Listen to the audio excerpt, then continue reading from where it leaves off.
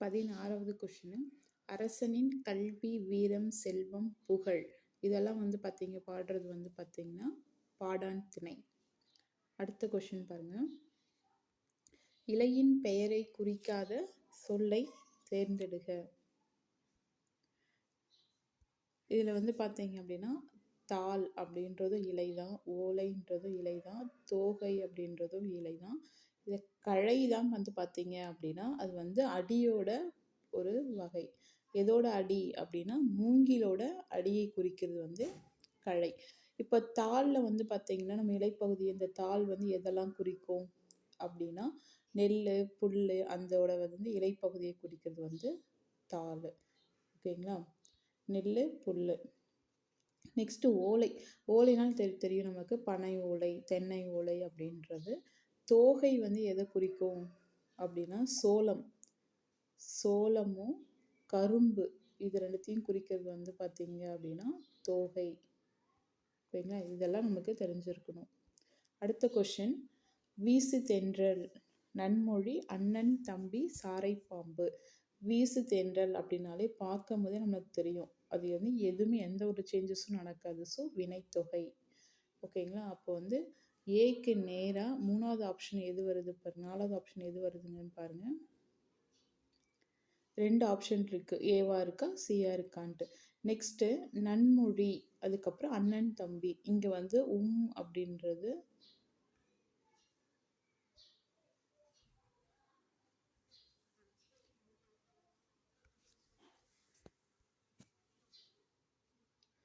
அண்ணன் தம்பி. ஓகேங்களா? இதில் பாருங்க உம்ன்றது மறைஞ்சு வந்திருக்கு. அப்போ மறைஞ்சு வந்துருச்சு அப்படின்னாலே அது தொகை, உண்மை தொகை.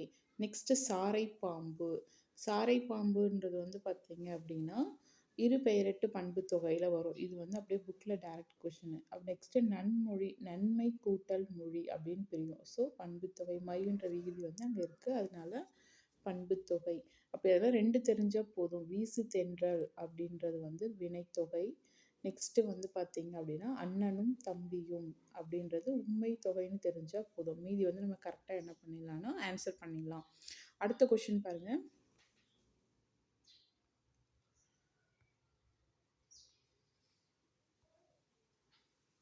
இரங்கலும் இரங்கல் நிமித்தமும் கொடுத்துருக்காங்க. அது பார்த்தீங்கன்னா உரிப்பொருள் கேட்டிருக்காங்க.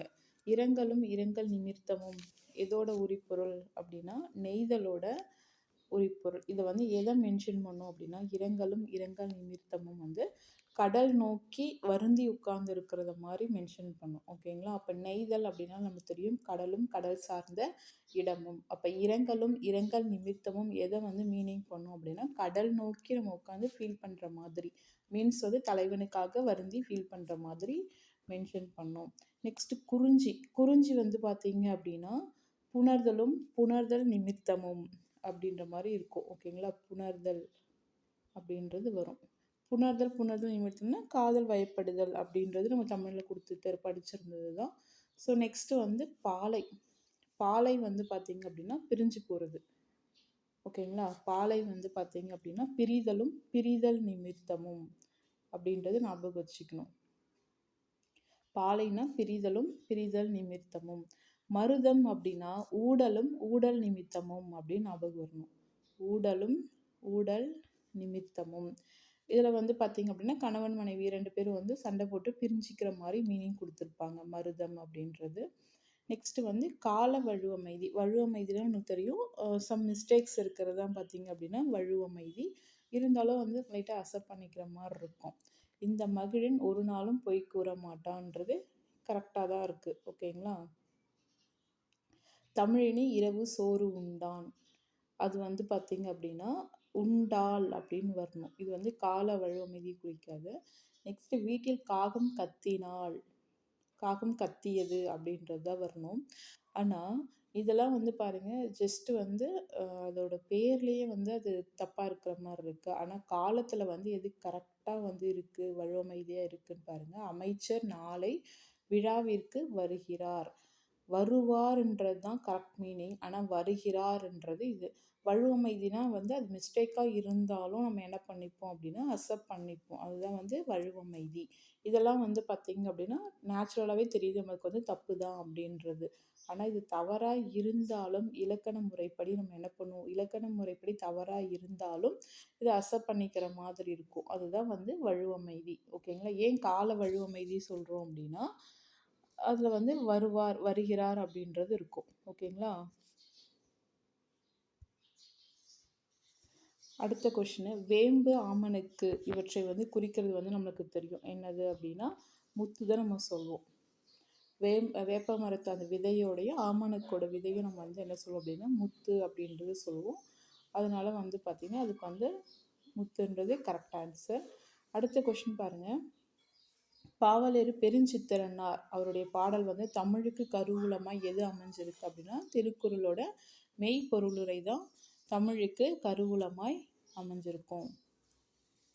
23rd எதிர்மறை தொழிற்பெயர். எதிர்மறை தொழிற்பெயர்னா ஒரு தொழிலை வந்து நம்ம எதிர்மறையாக சொல்கிறது. அப்போ வந்து நடவாமை. காமனாக நடத்தல்ன்றது தொழிற்பெயர், அதையே ஆப்போசிட்டாக சொல்கிறது வந்து எதிர்மறை தொழிற்பெயர். அப்போ வந்து நடத்தல்ன்றது நம்ம என்ன சொல்லலாம், நடவாமை அப்படின்னும் சொல்லலாம். அடுத்த கொஷினு,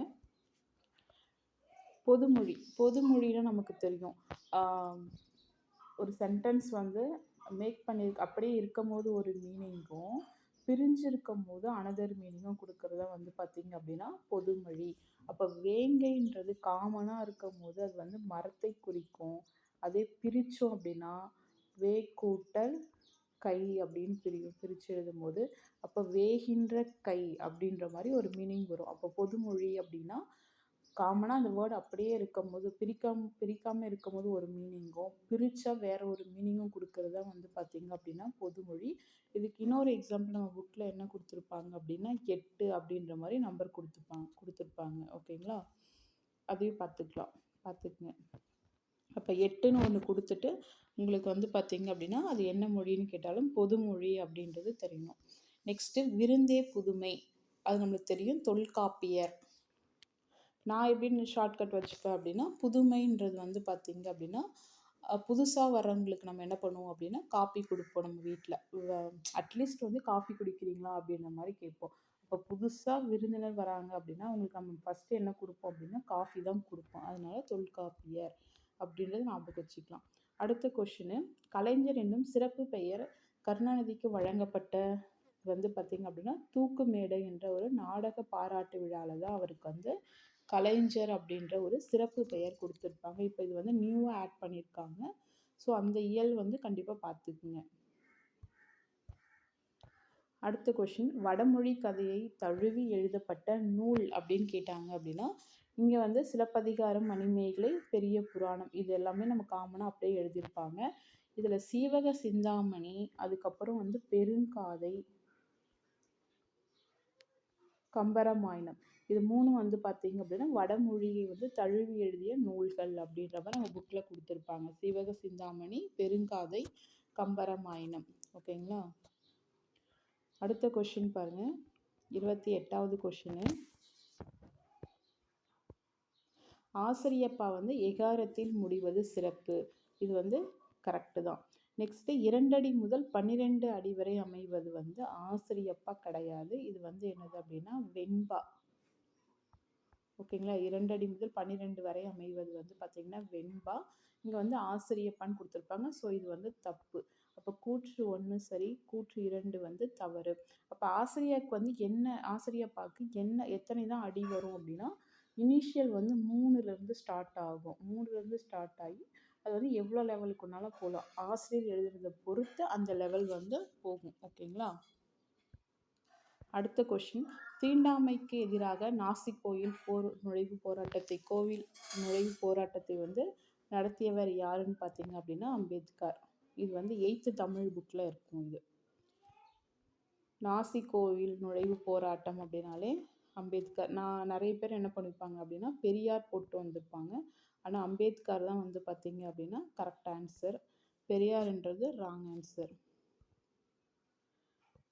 நெக்ஸ்ட்டு, சங்ககால பெண்களைப் போலவே இக்கால பெண்களும் கல்வி கற்று தம் வாழ்க்கையை தாமே அமைத்து கொள்ளும் உரிமையை பெற வேண்டும் அப்படின்னு சொன்னவர் வந்து யாரு அப்படின்னா அயோத்திதாசர். இதுவும் வந்து பார்த்தீங்கன்னா 10th ஒரு லெசனில் வந்து இருக்குது. ஓகேங்களா? அயோத்திதாசர்ன்றது வந்து 10th ஒரு லெசன் வந்து கொடுத்துருப்பாங்க.